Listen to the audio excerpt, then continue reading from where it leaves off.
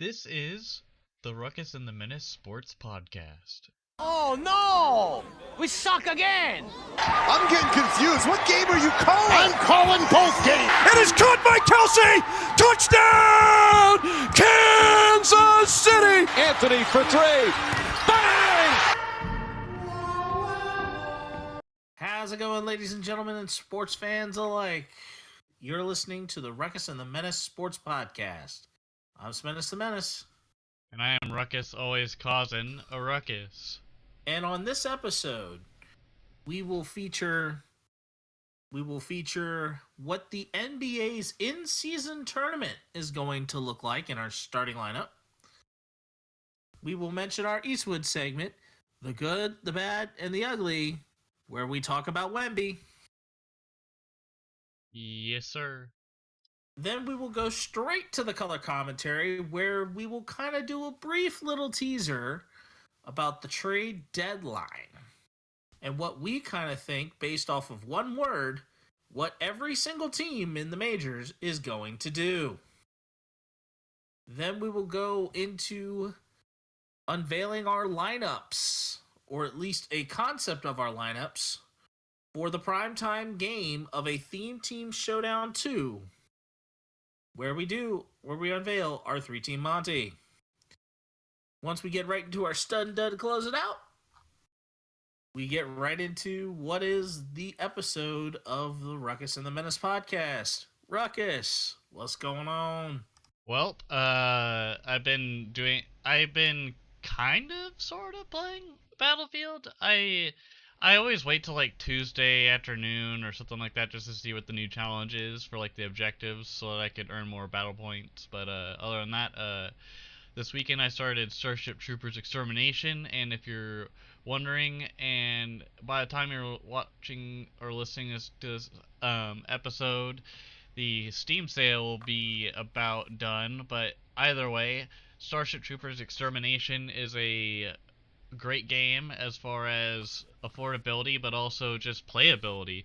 It's a 16-player co-op experience, and I find it to be a lot of fun. You shoot a bunch of aliens and stuff, you do your part, and yeah. And I also, on that note, watched the original Starship Troopers, and I can see where it came from as far as the show was going with the video game and whatnot, and it was very cool to watch. And also, I decided to double into some anime from Japan to get ready for my Japan trip, and the movie was called Castle in the Sky, and that is the studio behind it is called Studio Ghibli. Ghibli, I Ghibli. believe. Yep. Yes, and they also did My Neighbor Totoro and Totoro, yep. There was a whole bunch of Ghiblis. Like, I don't know the exact count, but Studio Ghibli makes a lot of. I think Kiki's Delivery Service and some of these others. Also, fun fact: if you are in the U.S. and you're trying to figure out how to watch it, fun fact: if you have a VPN, if you set your region on your VPN to Germany, you can get access to it for free on Netflix if you have a Netflix subscription. You're welcome. I found that out the hard way because I was wondering how the hell I was supposed to stream it, because you could rent it with Amazon. But if you already have Netflix and have a VPN service, if you don't, VPNs are hella cheap to get. I would recommend Nord, but other than that, that has been what I have been playing and watching. What about you, Spennis? Alright, well, for me, the playing and watching has kind of been a little interesting, because I have not done as much Magic as I normally would due to hospital visits this weekend, and had some road travel to Kingwood for the new job, and just trying to balance work life and just kind of taking care of things. Had numerous all sorts of different things happen. the hospital visit wasn't for me. So you have nothing to worry about as far as the health of the Menace of Ruckus and the Menace. But I've been trying to also care for my wife, who was the one that had the hospital visit, and then along with that, just I've messed around a little bit with Teenage Mutant Ninja Turtles: Shredder's Revenge, Inscription. I'm looking at picking up Street Fighter 6 at the end of this week to do that for Two Nerds in a Pod. Shout out to our guys Lam and Mac. Y'all rock. I'm still staying diligent on what's the game of the year, and I decided to let go of Diablo 4 and Legend of Zelda Tears of the Kingdom just because I just don't have the time to play. Like, I can sit down for like a short period of time and a short burst and play rounds of Street Fighter. That's fair. Diablo 4 is pretty much a grind, and my father, which has been on the show the past couple episodes ago, a few episodes ago.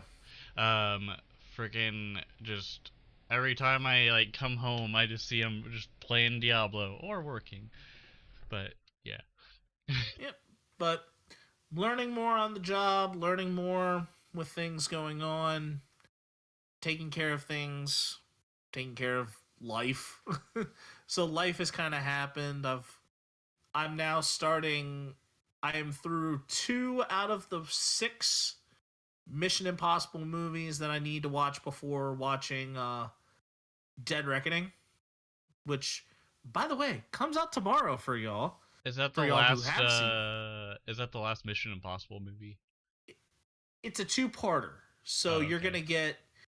Yeah, so tomorrow is Dead Reckoning Part 1, and then Part 2 will come out next year, and that will end the franchise. So Mission Impossible is finally coming to a close after 27 years. It turns out it is possible. It'll be 28. It'll probably be about close to 28 years for the end of that. No more do. And you actually can watch the whole entire. And from what I've heard, after Mission Impossible 2, they just progressively keep getting better. Like, Mission Impossible 2 was a stinker. And I've got the stinker out of the way. Now I'm coming into that very, very steady climb that is the excellent... what people render as the excellent movies of Mission Impossible 3, Ghost Protocol, Rogue Nation, and Fallout. With everybody I know loving Fallout.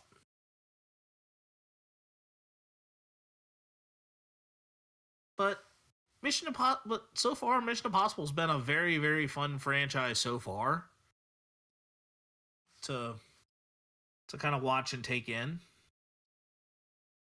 And while with that, I've kind of kept the Home Run Derby on while I was waiting for Ruckus last night, as we've both kind of been losing and gaining sleep. Yeah, this is what happens when you indulge in carbs, and more carbs. You tend to get sleepy, and yesterday I was just like out of it. Oh, mine was not carb induced. My lack of sleep and needing to sleep a little harder this weekend involved stress and trying to make sure I stayed up for my mother-in-law to show up on Friday, which had me not go to bed till 1 o'clock in the morning. Eventually, with everything kind of settling itself out, I then was able to sleep and sleep hard over the weekend. So now that with all of that aside, we can get right into starting lineup. We are through the first week of Wimbledon. I have no major details, but I believe what we're going to do is we're going to have the men's and women's winners next week. as far as Wimbledon will go. That almost sounds like a tongue twister. Men's, women's, Wimbledon winners. Yeah, but at least it was me who walked into that one, not you. What are you trying to say? What are you trying to say? I'll let you go. I'm just messing with you. That Go it ahead. was me having to say that you're lucky it was me having to say it, not you. Men's, But I'll let women's, you go. Wimbledon winners. Men's, women's, Wimbledon winners. See, there you go. There you go, ladies and gentlemen. That's why yeah. Anyways, go ahead. Okay. Just get into the Derby, Ruckus. I'll take care of the NBA. I'll take care of the NBA stuff. All right. So Vlad Jr. defeats Randy Rosarena in the home run derby final. Julio Rodriguez had 41 in the first round, and Adley Rutschman switched from one side to the other for the 30 seconds of extra time in his round. And I watched a highlight for that, and I was like, okay, I don't think any batter or home run derby participant in the history of the home run derby has ever done that or tried to do it. But Rutschman nailed it. Well, have you ever seen and this is an interesting YouTube video series. I am going to shout these guys out. The Baseball Bat Bros, because they've had Adley on for a couple of different things, and Adley bats switch. Adley Rutschman bats switch, and he has capable power. Like, he is one of the switch hitters that has capable power from both sides of the plate. He's more powerful from his left, but he has capable power to hit balls out from both sides. With pretty much close to, if not over 100 mile an hour exit velos. Over 100, at least over 100 from left and right, and I think his left hand kind of can get up into the 110s. Yeah, it was insane. And then I believe Julio was broke the record for most home runs in the first round with 41, correct? I can't remember if that's a record, but I know it was something that I don't know what Vlad Jr. had as far as he had the most in a derby. But I don't know exactly fully if Julio broke the record for the round. But the Adley one to me was the impressive one. So it says J-Rod thrills Seattle fans with record first round and home run derby. And yeah, so I guess he did. And then it says crushed a home run derby record 41 homers in the opening round to dispatch the Mets' Pete Alonso, a two-time champ. Now, here is the main question that I'm going to throw your way here, Ruckus. Uh-huh. And I saw a lot of Twitter heat. Does the home run derby need to go back to 10 outs? Here's my easy answer to that. No. Because with the 10 out rule, depending on who was up there, and in general, it was way too long. 3 to 4 hours for a derby. Wait, how long was last night's derby? Like 2 or 3 hours? It was in the 2.5. It really felt like 3 when you really watch it on TV, including the commercials. Honestly, I think it helps weed out the weaknesses as far as the batters and what's going on. Because here's the deal: it all depends on timing, and the new guys had to learn it the hard way in a sense. That probably, I don't know how much they trained, but Mookie sure as hell did not train very well. He was slow as molasses. I mean, the thing I'm seeing a little bit more that kind of and what I think everybody I was seeing kind of tweet on the other end of that was in talking of the admiration of the nuke. Like, hitter smokes it, but really has like no time to actually take in the ball flying and seeing whether or not it's gonna go. Well, Because these guys are on because these batting practice pitchers are on such a time crunch that they're throwing the ball before it lands, and you're supposed to wait until it lands. So they were making it a little bit more of like a cardio home run derby to try and get as many of them out as they can, rather than throw, hit, let the hitter kind of breathe for a second, or channel whatever. They added that that mechanic just so that it's quicker on the derby. I think the way they handled the timing is good. It's also on the hitter to be in good communication with his bullpen pitcher. By the way, Yandy Diaz just hit a homer to make it 1-0 AL. We are recording as the All-Star game is happening, so sorry, that was an update. Well, here's the other piece I'm going to throw at you here. How about if it's 10 outs, or say you've got 10 minutes of overall running time, either 10 or 15 minutes of running time to complete the round, and you have the most home runs you could hit within that 15-minute time frame, or getting to 10 outs. That's not gonna work. Why wouldn't it?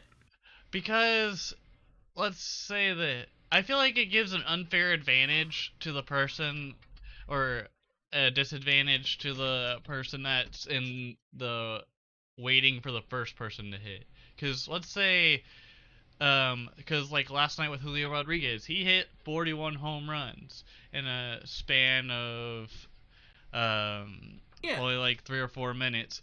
But that was because he was he had that short amount of time. Yeah, and he was just cranking them out. But if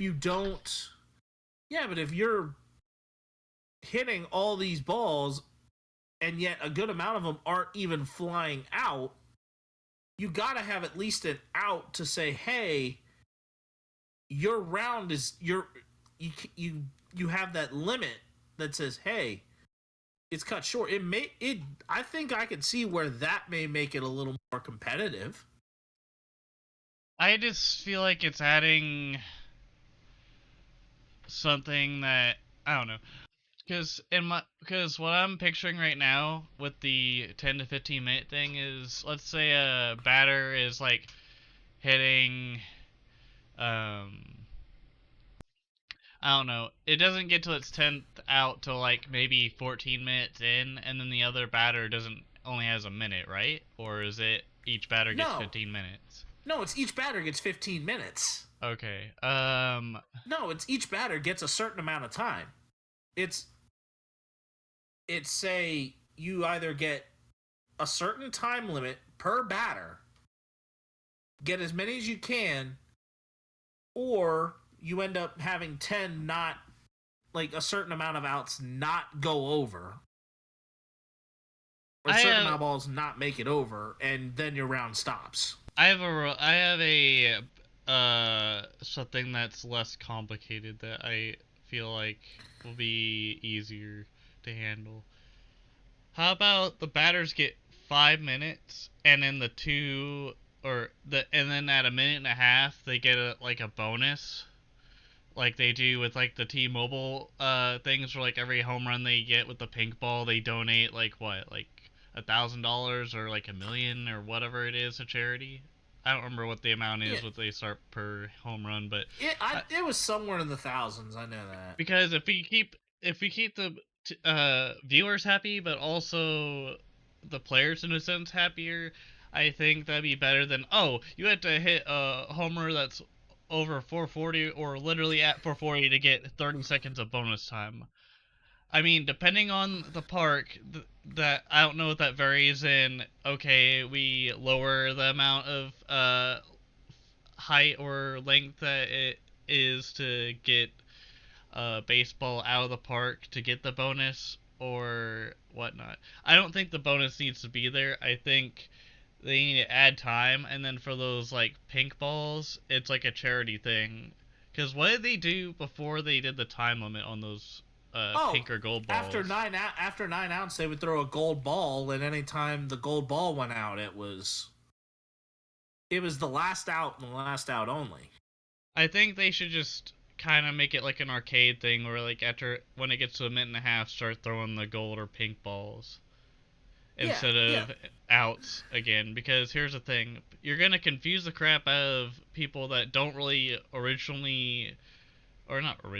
people that just usually watch baseball on occasion in the derby. They're gonna be like, okay, why is there both this and that when you could just, since you already had the time stuff going in that direction, why not just increase it by 2 more minutes? Because it seemed like for the 3 minutes you get and then whatever bonus time you get, it kind of feels uneven, whereas they might as well just give you 5 minutes, and then you could still take a timeout in between, and you don't have to worry about the time as much. Yeah, I just think that the main complaints I was seeing is that you really don't, and I think some of that also was the camera positioning too, because you're not behind the batter to be able to admire the blast. Well, it also depends on the production value of that cast, doesn't it, too? Because they have, because they put a certain amount of money on the technology, rather than, because in years past, they would give you like the couple minutes of, oh, here's the exit velocity and how many home runs, and it looked like a firework display. No, that's good. No, that was good. I'm saying that instead of the primary camera angle being the view behind the BP pitcher and the catcher, put like an immobile camera or something like that behind the batter. Like behind the batter. I thought they kind of did something like that in the beginning, though. Like they were teasing it or something, but... No, but they needed to do that, like, show that throughout the entire thing. You can change cameras around, like, during timeouts and stuff like that. But you're not seeing... But when they're showing it from the pitcher view, you're not seeing... You're seeing the ball, like, the batter swing, but you're not seeing where the ball goes off the bat. Oh, okay. Yeah. You're not seeing where the ball goes off the bat and where the ball will carry. Did they ever show any clips of because this tells you how I saw the home run derby is I just saw them hitting the homers. I didn't see the behind the scenes stuff because I wasn't watching it live. But did they ever show like the fans cam where they showed like whenever a ball is getting hit their way? Oh yeah, they would do that every now and again, which that's fine. Which that's fine if you want to get a really good track on one of the balls it's carrying and do it that way. I could see that being something. Oh yeah. But kind of like that camera angle that you see behind the umpire for that All-Star game shot. Like but instead have like some like camera that's like a catcher not within, cam, like a GoPro. Yeah, or like a drone, or like a drone that's kind of like not like far enough out of the way, or at least in a safe position where it's not gonna get hit. I feel like it was rare for them to like get hit with that like they would in a normal baseball game though, because like they're doing kind of a slower pitch. And I noticed that also, speaking of the derby with the bullpen pitchers, Pete Alonso's pitcher was probably the slowest compared to Mookie Betts. Betts was just, it seemed like he was more so like slower to just go from pitch to pitch rather than just like kind of the delivery of the pitch, because Julio Rodriguez's pitcher, that guy was just slinging them out. He was like a machine gun. That's why I said he was like slinging them out, and he was set to swing before the ball even landed. And they were doing this. When did they start doing this time thing? Like in 2019, or was it earlier? 2015. I think it was 2015 was the first one, because that was when Todd Frazier won. Oh, okay. Yeah, so this time thing has been going on for about 9 years. I think, again, thinking 5 minutes is probably better. As far as watching the home runs, though, I feel like it's less about that and more about just how many you can get for the competition, and that's kind of how it's been for like the past 5 years or so. Yeah. I mean, but there's that, but then you kind of want to see. But then you kind of, for certain ones, it's like you don't have the suspense of like, oh, this guy's hit this ball hard. Is it going to go out? And I don't know if there's like, if like the if like it's something with how a home run derby, how the flow of the home run derby is kind of like interrupted or kind of messed up with this countdown timer. I I feel don't know like if it there's also. something. Sorry. I feel like there's something that's still. It's good, but it's not quite perfect. I think it also helps that the announcers give more pizzazz on it, because Eduardo was kind of doing some stuff with it. Like, he would talk about launch angles and stuff, but when they were talking, I think in years past, whenever like a big home run would happen, they would all kind Yeah, but you of be don't on have the that same page. color. Yeah, but you don't have that color of like Chris Berman or anything like that going back, back, back, back, back, back, back. I Gone. think, isn't he kind of like on the back burner Berman due to. might be retired now, or I at I feel least like, didn't he have health issues and then he decided to retire? there was something. There was something along those lines. But I mean, you don't have that. You don't have that kind of like colorful commentary that Berman brings to the table, like he always seemed to do. And Vasgersian was probably no better, but I loved Berman with the back, back, back, back, back, back, back, back, Oh yeah. back. Oh, I mean, Vasgersian, even when I was on MLB The Show, he had some colorful things, but he's nowhere near like that live. Yeah.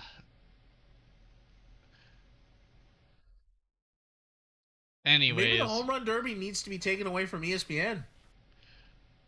that could be a solution. Maybe they just give it the rights to Fox. I could see that being a good thing, to be honest.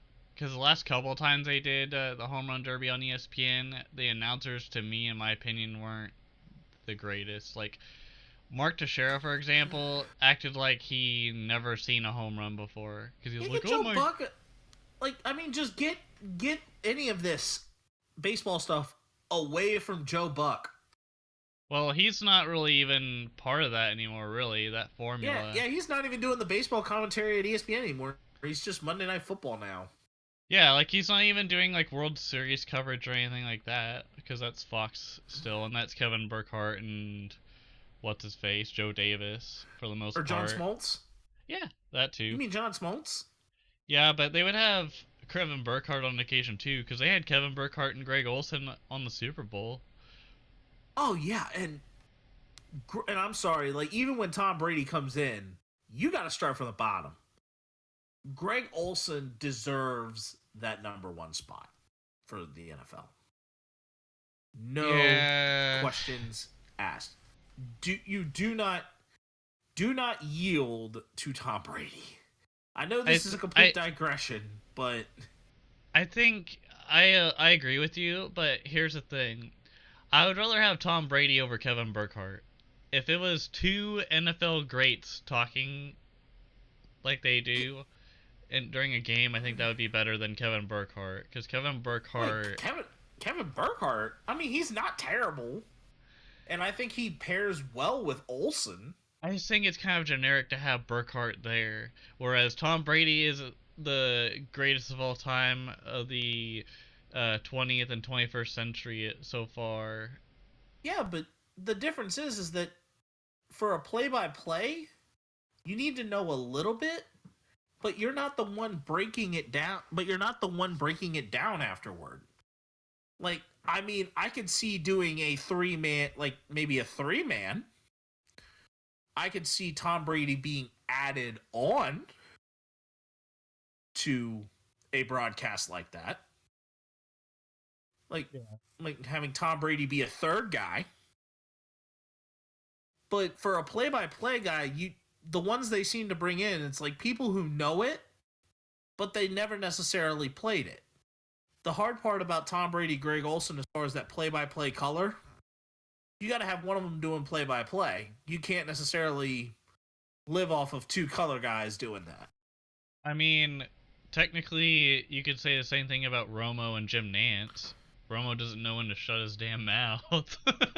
Well, that's because Romo's the analyst. Romo's the analyst, and Romo just will analyze, saying, "Hey, this is what's going on. Like, this is what's going on." Like, he's still telling you what's going on. I mean, Romo kind of cuts in. It feels like it's cutting into a little bit of Jim Nantz, but I think Nantz kind of allows it. Yeah. I want Al Michaels and Jim Nantz to be reporters together, but anyways.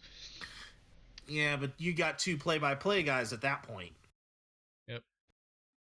But with that digression on sport announcing aside, we now will go to the main piece of the news for starting lineup. The NBA has unveiled how the in-season tournament is going to work.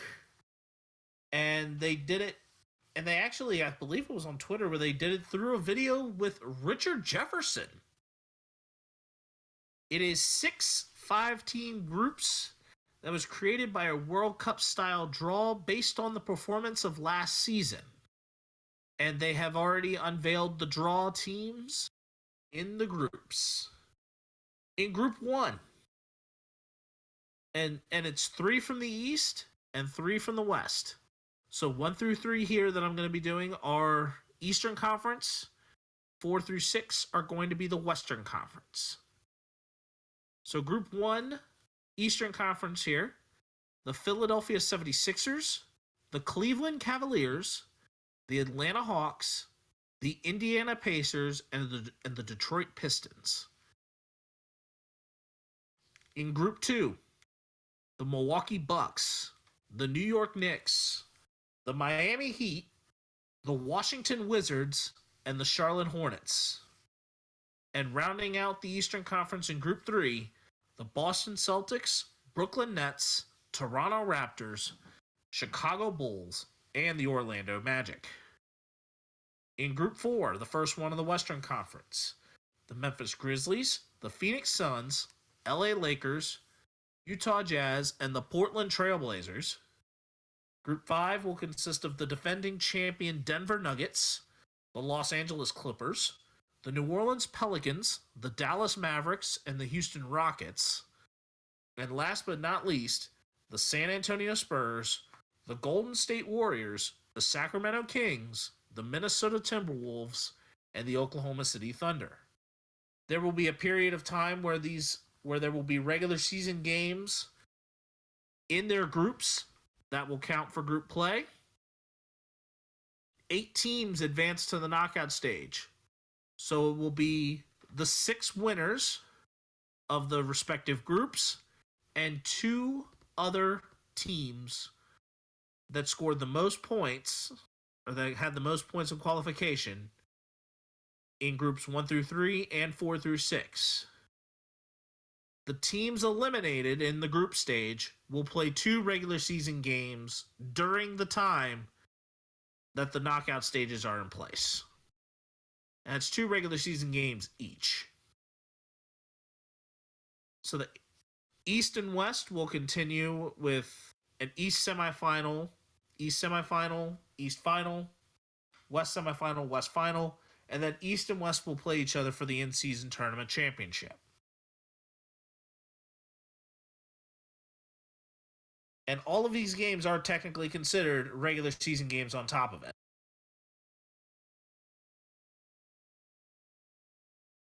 So yeah, you're probably going to be seeing a team play an extra game somewhere along the line of the season. Sounds about right.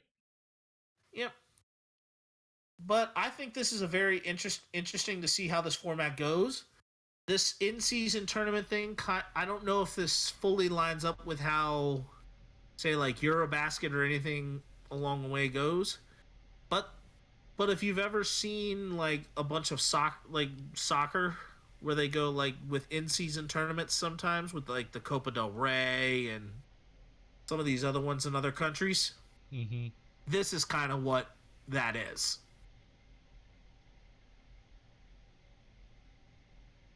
But now that we've gotten through all that, let's get to the good, the bad, and the ugly, our Eastwood segment. Whoa, whoa, whoa. All right. And we kind of have the good of this week being dominant pitching. That's for the most part, yes. The first combined no-hitter of the season goes to the Tigers, which is their 20th of the history of the MLB as a whole. And Domingo Germán pitches a perfect game against the Oakland Athletics earlier in that week. It's the Oakland Athletics. Like, why in the world does this really, really matter? I know that it's worth a milestone card and tops now for MLB The Show, but in all seriousness, it's the Oakland Athletics. It is the worst team in the majors. You're the New York Yankees. This is almost something that would be given. It is like playing it's the Washington Generals going up against the Harlem Globetrotters. Dude, it's like playing against the Royals or something. It's like playing against a bunch of kindergartners. No, that's the Royals. Okay, you're not wrong when it comes to the Oakland Athletics being the worst team in baseball. They've won one less game than the Kansas City Royals, and the Royals have lost two a bunch less. of kindergartners. I see the Royals as like the Harlem Globetrotters if they were not all 100% and one of them was playing through a leg injury, and then the other one just was like playing in a wheelchair. What? Dude, the Royals are terrible on offense and terrible on defense. That's all you need to know. I see where you're trying to go with this. It's just not good. It just ain't it, Chief. But I was looking up something. Oh, the one thing they both have in common is they both want to relocate, in a sense. One wants to go to Vegas, and the other one wants to go to Kansas, or another part of Kansas City, at least. Oh, but they're in Missouri, and they really don't feel like they're in Kansas. I don't think they ever felt like they were in Kansas. Yeah, but there are things that are rarer than a perfect game. A 4 home run game is 11.5 times rarer than a perfect game.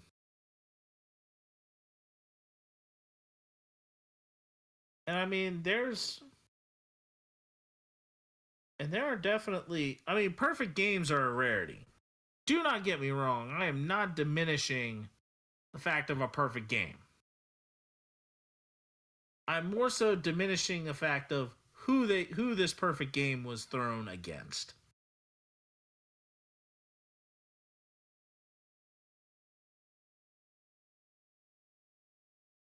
That's all I'm getting at. Yeah, it also just brings like a positive note to the Yankees, who have one of the worst offenses besides the Royals or the Athletics when it comes to healthy players and just talent on their side. And now here's the bad. And it is that Britney Spears got mushed by Wemby's security. She was toxic. She was toxic. Do do do do do do do do. No, but I was not gonna go.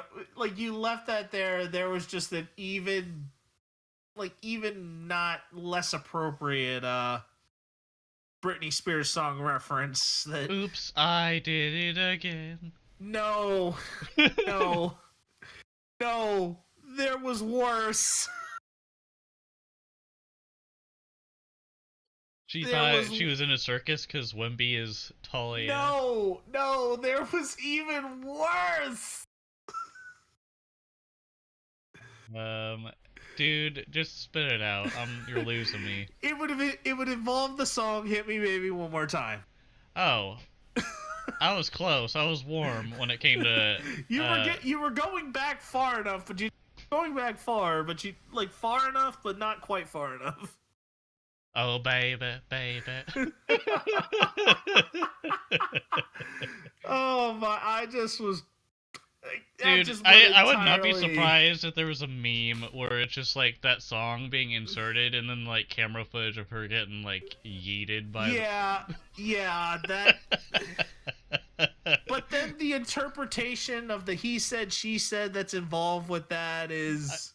Wemby's just is like, I didn't even just- know what happened. He's like, all of a He sudden I saw. probably did. And knowing how oblivious sometimes teenagers are, chances are that's believable. He was like, I didn't know what happened. I was just walking, and then, yeah, apparently, that happened. Yeah, that's definitely how that happened. I didn't tell her, hey, quit touching my ass. No, that Wemby probably didn't even say a word. He probably did. Like he was saying that he didn't even know. Yeah, and then apparently she was saying that she touched him in like the back or something. Yeah. There was somebody saying that he got touched in the butt, but I doubt that's true. Yeah. But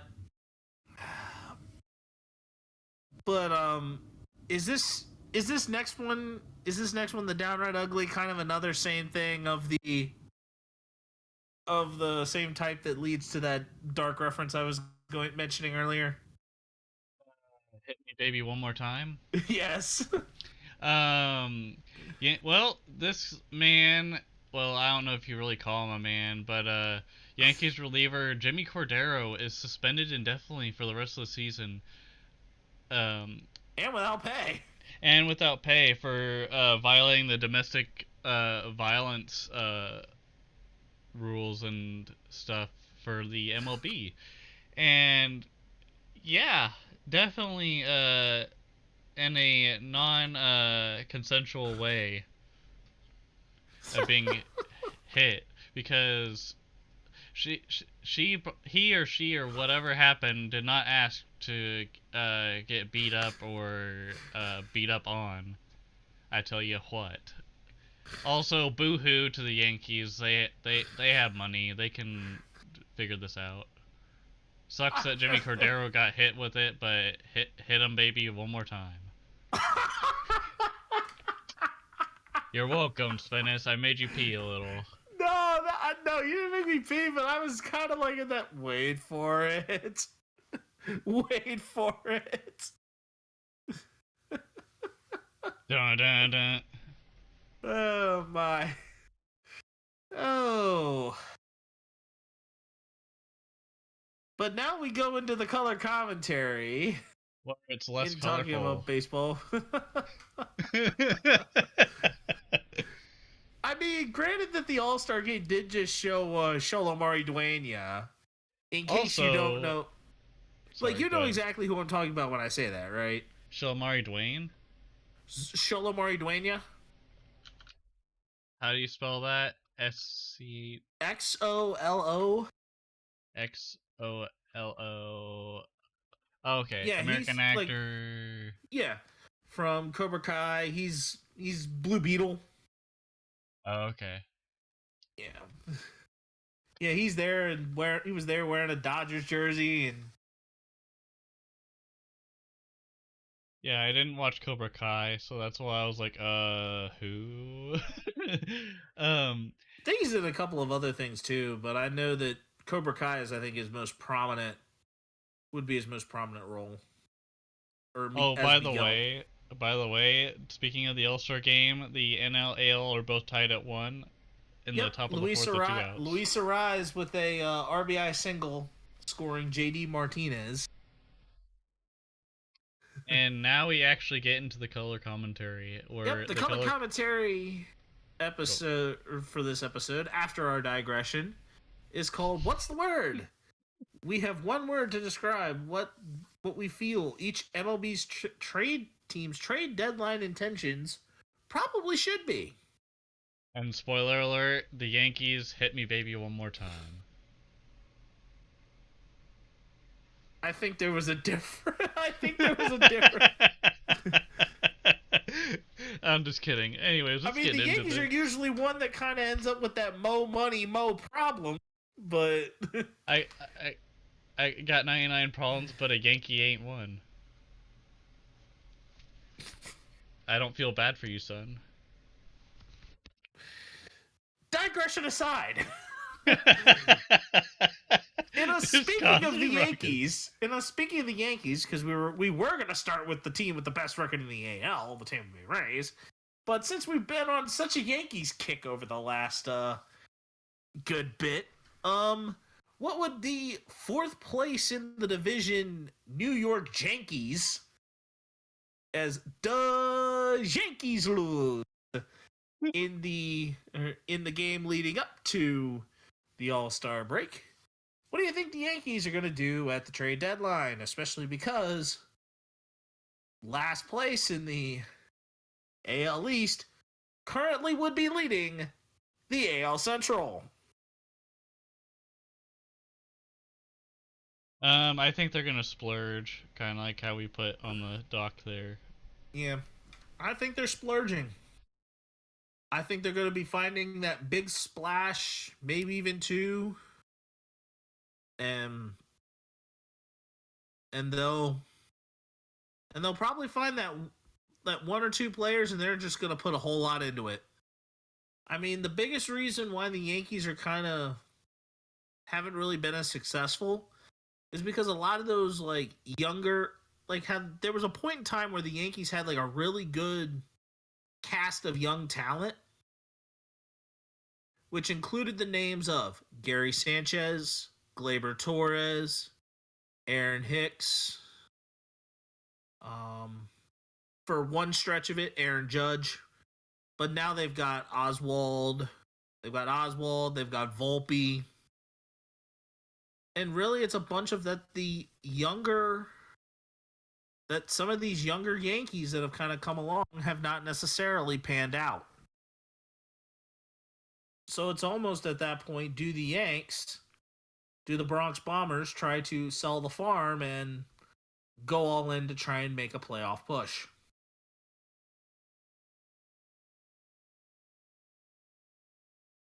I think that's what they do. We're saying absolutely they are splurging. What about for the Tampa Bay Rays, the team that is currently atop the AL East? I think they fortify the Trop. I think they need to get out of the Trop as far as a stadium goes, but I think that they will fortify positions and kind of get a little bit deeper if they need to. But they're a team that normally doesn't make a huge splash around this time. They normally will get a really good call up somewhere. They're normally a team that's got a good call up. But they either will, but I don't think they're in a position to necessarily trade away a player or trade for a player. Well, yeah, their management is super cheap too. Well, their management is not the Tampa Bay Rays are technically like how you've heard me, of course, talk about the concepts of big market team, small market team. The Tampa Bay Rays have been some of the best ever in terms of getting the most bang for the buck they spend as a small market team. You're getting incredibly high value for the small amount you spend. And then you flip the player away once they're set for a big money deal.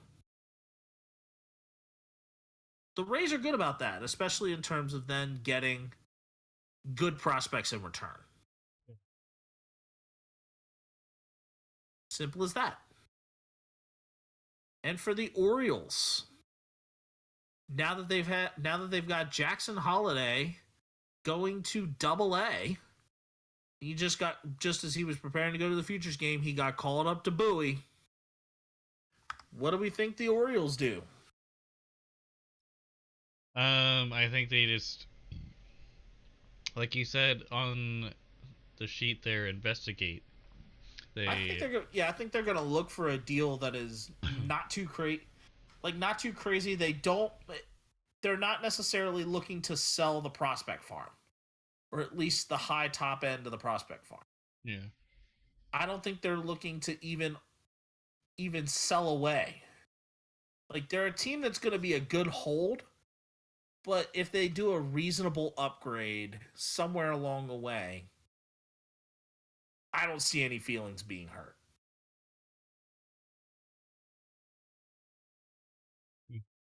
The Blue Jays, the team sitting in the middle of the AL East. They're going to poach. I think they're going to poach somebody, yep. There's going to be some team that thinks they've got this major deal, or at least there's rumors speculating on this, and the Blue Jays are going to poach a major deal. There's going to be a major deal somewhere along the way that I think the Blue Jays are going to steal away. And it may involve trading away. It may involve them trading away somebody key.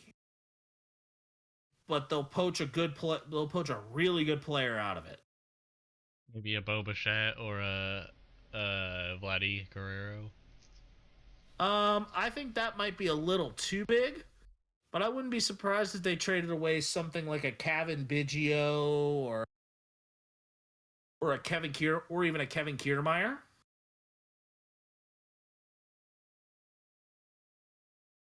To try and snag something. Yeah. And I think my Red Sox are going to flip something. Like, they're going to flip. I think they'll try and flip some sort of asset for another really, really good asset.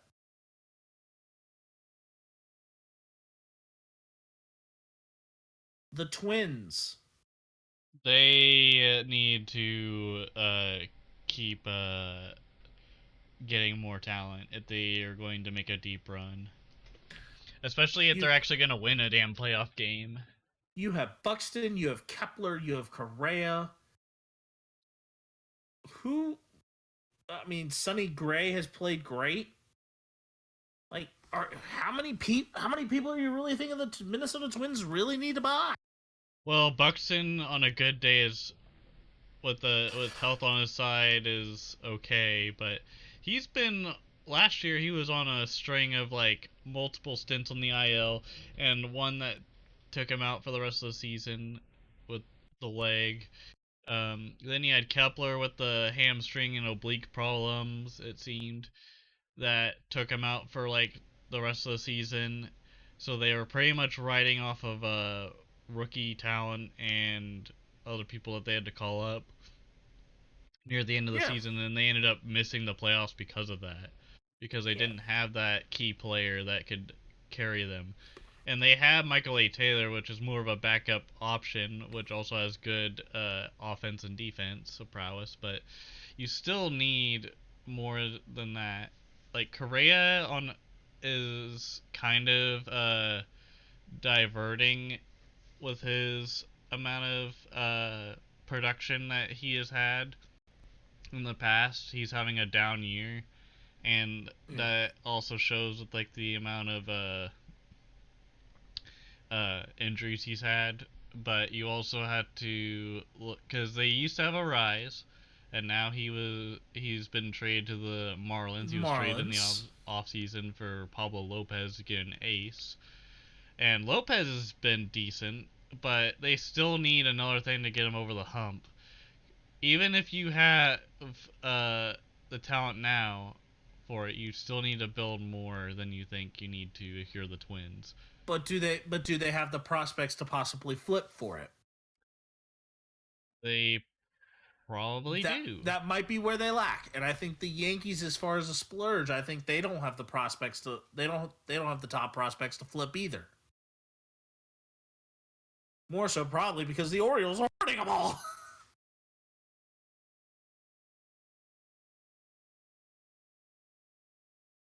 And then the Guardians, I think they're going to stay put. They're kind of going to stay put, but they're kind of in a weird decision of whether or not to go into fire sale. Like, they're in that weird position that they've been at for the last, 2 or 3 years. When is it time to give up the ghost on players like Jose Ramirez and Shane Bieber? Well, when is the appropriate time? It's kind of hard to do that with Bieber since he's on the IL, and at that point, I don't think you can trade a player that's hurt. That and it's also hard when you're also contending for the division too. Barely. Yeah, but still enough. Still enough that it's hard to tell. I think the Tigers just need to kind of stay away from the trade deadline and just build upon what they have. Maybe get some prospects to develop. I think the White Sox need to sell. They are Dunsky. Especially when Robert and maybe a couple other people that are doing the best are batting almost 200 on their team, and everybody else is just poop. But I think this is good timing for you to possibly dump a Robert if you need to kind of get him to a contender. Dump a Yoan Moncada or something like that, or a Yasmani Grandal. Just the White Sox are now needing to just kind of start over. And Eloy Jimenez is kind of a wild card when it comes to his health too. So I think he probably stays with the White Sox just due to the fact of his injury history and how the market would perceive that. But Robert definitely has more value on his stock there. The Royals definitely need to stay away from the deadline. If they're going to shove and get rid of anything, I wouldn't be surprised if it's Salvi and or Bobby. But I think Bobby might be too valuable in an investment. I think if you're smart, you stay out of it. And if they're, I could see them getting rid of Scott Barlow for some prospects or what have you, because he was touted to be on the deadline path last season, but ended up not getting dealt. They already dealt Chapman to the Rangers, and then there was talks about Amir Garrett possibly getting traded from the Royals somewhere, but who knows what could happen in the next couple weeks. The Rangers, I think they shove. Yeah, they're shoving all in. They are going all in to try and get themselves a chance at a World Series. Simple as that. The Astros, I think they're going to deepen some areas, kind of get some depth to try and push for the division title. Yep. The Angels, I think they are full. They are going to... The biggest thing with the Angels is figure out if the question with them is, are you going to get anything for Shohei Ohtani, or are you going to let him just stay there, rot away the rest of the season? Obviously put him in a position for an MVP again, and then let him walk away for the NADA. The good old case of the nada. I wouldn't be surprised if he doesn't get dealt and he ends up getting an extension at the end of the season. Maybe. Oh no, he doesn't. I think he's I think he wants out of LA. Or if Are he you goes sure to he wants out, or do you think the media portrays it as he wants out? he wants out. I think he wants out. Or at least if he's going to go to an LA, he's gonna go from red to blue. If he stays in LA, his colors are going to turn. If he leaves LA, he's going to go to the Mets. Because the Mets will spend. The Mets will splurge for Shohei Ohtani.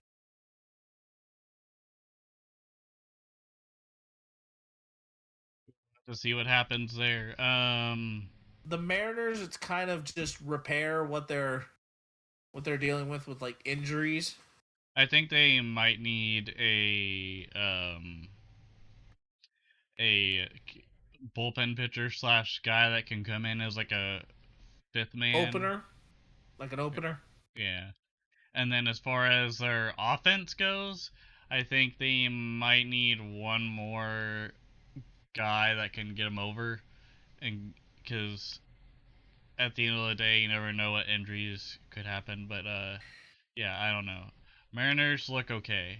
They're in a better spot than they were last season. And then for the Oakland A's, I have them packing up because they're gonna pack it up, pack it in, and they are going to Vegas, baby. I think Rooker gets moved at the deadline, possibly for a team that wants a cheap option for a DH of some sort, or someone that has pop in the bat that they can have just in case on their roster. Other than that, isn't the stolen base leader still in Oakland too? yep, Estri Ruiz. I think he stays in Oakland, or at least goes to Vegas. And then I think they still got Oh yeah, so they got to keep at least some star power there. Because I think Vegas. Ruiz is a first-year rookie, right? Or has he been in the league for a little bit? I'm not too sure. But the Mets, to shift over to the NL, just so we can kind of, for the sake of time, the Braves are definitely going to stand pat. Yeah, or at least if they do, or at least if they do anything, they're not going to be doing anything too large. Right, because they already signed most of their players to extensions at the beginning. The Mets, they're going to pull like Wu-Tang and diversify their assets. Also, they're gonna pull some cream, get the money, dollar bills, y'all. No, that Survival's got me bugging. I'm on the line.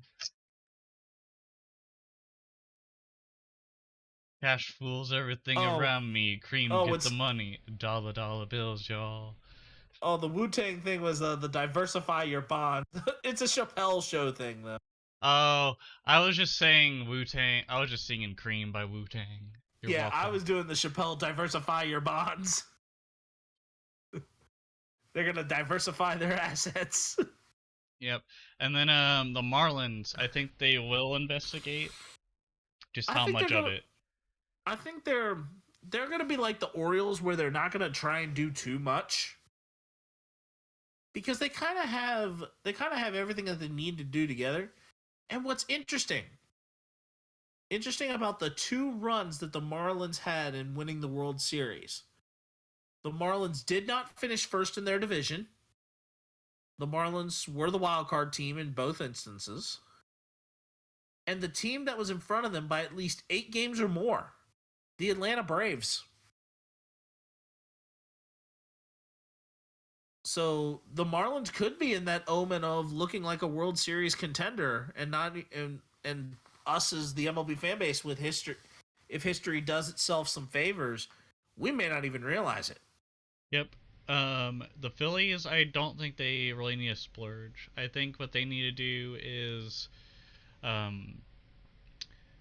take out some. I think they need to clean out a little bit of house when it comes to players. I think they might do some switching of relievers. I wouldn't be surprised if Kimbrel gets dealt, or if they deal Soto, since Gregory Soto hasn't really been what he was deemed to be whenever they traded for him. in the offseason. I think they're gonna try and make something big though. Yeah. They're gonna make a big. I think they're gonna make a splashy move somewhere along the way too, and it may involve them getting rid of like a Castellanos or maybe even a Trey Turner. At worst. You signed him to a 10-year deal. I doubt Or you're gonna move him. or even getting rid of Reese Hoskins. Reese Hoskins is injured. Yeah. But He I mean, is out for the season. There's no way you could trade for him if he's hurt. Right, that is true.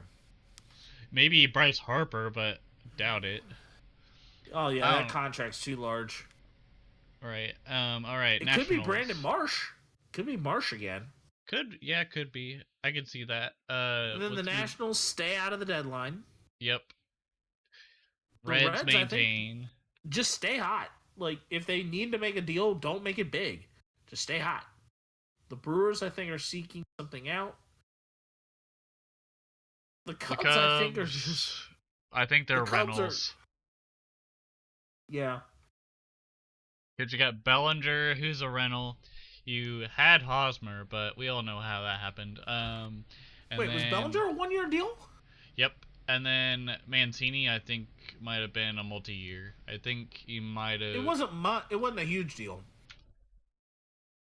Let me look up Cody Bellinger. I don't think Bellinger's was a one-year deal, though. Bellinger contract. His was a 1 year, $17.5 million contract, and then Mancini's. It could be a 2-year. His was a 2 year, $14 million, and then Hosmer's was like a 1 year, I believe. Hosmer contract. Yeah. Oh yeah, so they got small deals. 1 year, $720,000.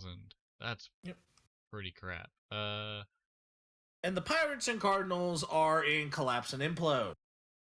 I think you might be surprised by what happens with both the Pirates and Cardinals. I think they try to fight it out, but I don't think they get anywhere else farther. Right. The Diamondbacks, I think they're in a good spot as long as people stay healthy. Yep, but I wouldn't be surprised if they search for a little bit of spelling ability and bullpen. And some they need bullpen. Yep, and some depth to support.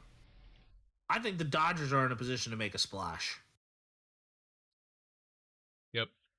They're gonna make a splash deal. Giants are gonna search as well. Yeah. And then the Padres, I think it's flipping and getting rid of assets. And then the Rockies, I don't know who they really I think they're just gonna unload. I think they're gonna unload. So do you think Blackman's gonna go somewhere else? Do you think I think Chuck Nasty could get dealt, CJ Crone, and Chris Bryant, and I wouldn't be surprised if Jerks and Profar gets dealt. What if Chris Bryant goes to the Yankees? I don't think that would happen. Because the last time a long-term deal man was traded, it was Mike Stanton, a.k.a. Juan Carlos Stanton, going to the Yankees. Wait. Giancarlo Stanton was not traded to the Yankees. Yes, he was. He was traded for Starling Castro, and he was traded, dude. Juan Carlos Stanton trade. Well, it was a trade. Yeah, it does look like it was a trade. But it was... Wait.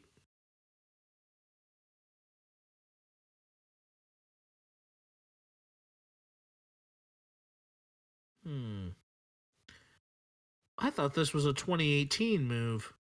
Right. 2017, Juan Carlos Stanton traded to the Yankees for Starling Castro and prospects.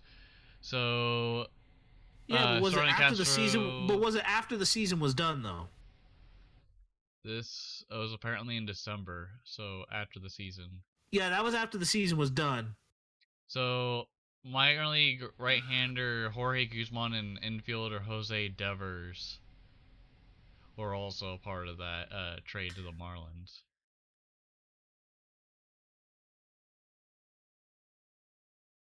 And then, so in that contract for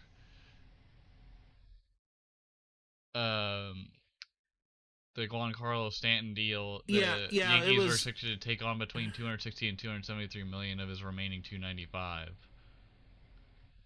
Yeah, because I think because the Marlins had only paid 14.5. And they signed a 13-year, $325 million deal as well. Yeah, it was he probably signed it in 17, and after the first year of the deal, I think they eventually sent him to New York. Yep. And then he's still got years left on that deal too. All right. Are we ready to go to our next thing, or one of our last things? Yep. And it is now time for the unveiling of our rosters for our Theme Team Showdown 2 of our primetime game. The concept is the 3-team Monty. We spun them last week, and Ruckus ended up with the Giants, the San Francisco Giants, the Texas Rangers, and the Cincinnati Reds, while I ended up with all 3 National League teams with the Miami Marlins, the San Diego Padres, and the St. Louis Cardinals. All right, Ruckus, unveil your lineup. All right, at catcher, I have Patrick Bailey of the San Francisco Giants. At first base, I have Spencer Steer of the Cincinnati Reds. Surprised you didn't go Jonah Heim, but... I mean, I have him on my bench, but second base, I have Marcus Semien of the Texas Rangers. At third base, I have Tyro Estrada of the San Francisco Giants. For shortstop, I decided to switch this up. I decided to go for the live card of Ellie De La Cruz from the Cincinnati Reds. At left field, I have Ezekiel Duran of the Texas Rangers. Adolis Garcia, a center fielder for the Texas Rangers. And then San Francisco Giants legend Monty Irvin at right field. And then closing things out at DH, I have Mike Yastrzemski of the San Francisco Giants. And then for the bench, I have Corey Seager, Jonah Heim, Jonathan India, and Will Benson. And then for the rotation, I have a mix of Giants pitchers, Reds pitchers, and Rangers pitchers for my starting rotation. And then the bullpen is the same deal. Okay. So for me, for my catcher, I had from the Cardinals, the Kaiju series, Joe Torre. At first base, I had Paul Goldschmidt, the World Baseball Classic. At second base, I had Luis Ariz from the Marlins. At third base, I had Nolan Arenado of the Cardinals. At shortstop, I had future stars Igui Rosario of the Padres. At left field, I have Jorge Soler of the Marlins. At center field, I have Jazz Chisholm of the Marlins. At right field, I have Tommy Edman of the Cardinals. My designated hitter is the childish Bambino, Juan Soto of the Padres. My bench consists of Pudge Rodriguez for the Marlins, Jake Cronenworth of the Padres, Manny Machado of the Padres, and Lars Nootbaar of the Cardinals. My starting rotation consists of 4 Padres and Bob Gibson. And then my bullpen consists of 4 Padres, 3 Cardinals, and Tanner Scott. There you have it. So I'm looking forward to this one. This is going to be a very, very fun lineup. I think both of our lineups are gonna tremble, and also a sneak peek on my bullpen. I have Brian Wilson as my closer, Camilo Duvall, and Taylor Rogers for my Giants. And then for the Reds, I have Alex Young and Alexis Diaz, the brother of Edwin Diaz. And then Texas, I have Aroldis Chapman and Sabors. But yeah, that is my bullpen there. But yeah. Okay, yeah, my weapons of being Padres, I have Joe Musgrove, Blake Snell, Yu Darvish, and Nick Martinez. And then my bullpen, I have Tim Hill, Ryan Helsley, Chubb Sr., Kirby Yates, Josh Hader, Giovanni Gallegos, Tanner Scott, Lee Smith, and Hell's Bells himself, Trevor Hoffman. There we go. All right, that was our lineups, and we will have the primetime game later, either this weekend or whenever we post it, I guess. Yeah, pretty much it will be posted sometime after, hopefully sometime after episode 62, and Lord willing, before episode 63. Oh, we'll probably get it before then. We'll see. Yeah. All right. Are we ready for our studs and duds? Yep, and I will let you take it away because I know we have already mentioned your stud at the top of the episode. All right. So my stud is J-Rod for giving the home fans what they wanted to see, and also setting a record for 41 home runs against Alonso in the first round.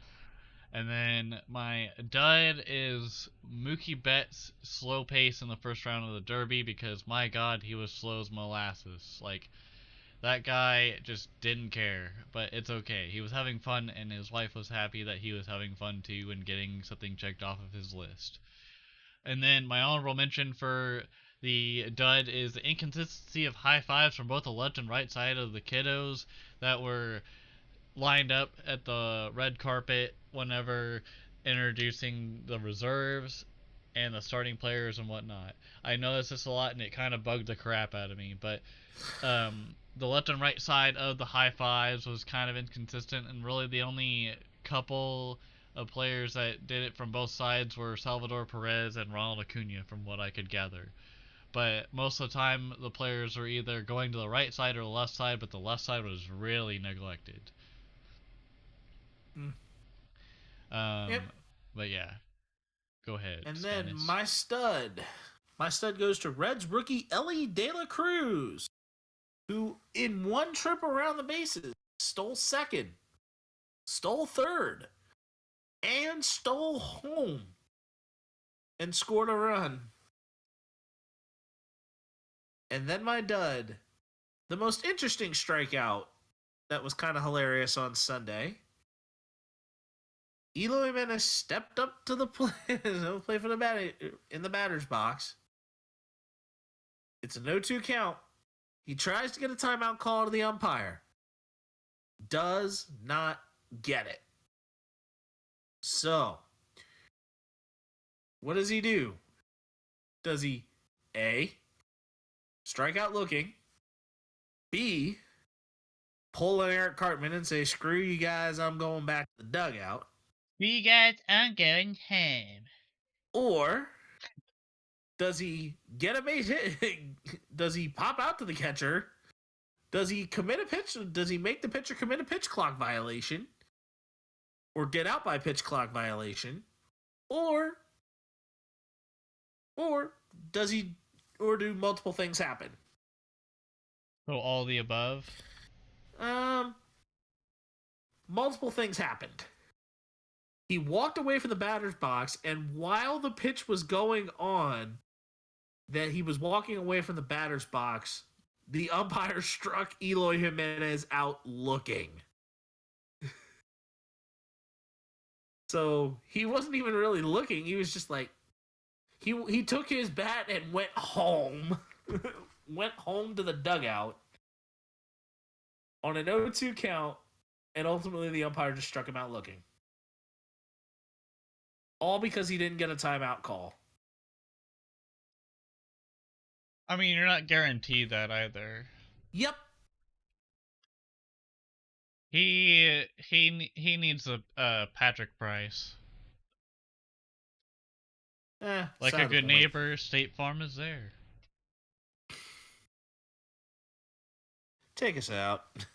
All right, ladies and gentlemen, thank you for listening to episode 62 of Ruckus and The Menace Sports Podcast, where we give you very awesome and subjectively awesome sports news and go off on tangents and digressions as we normally do, or mostly I do. But I am Ruckus.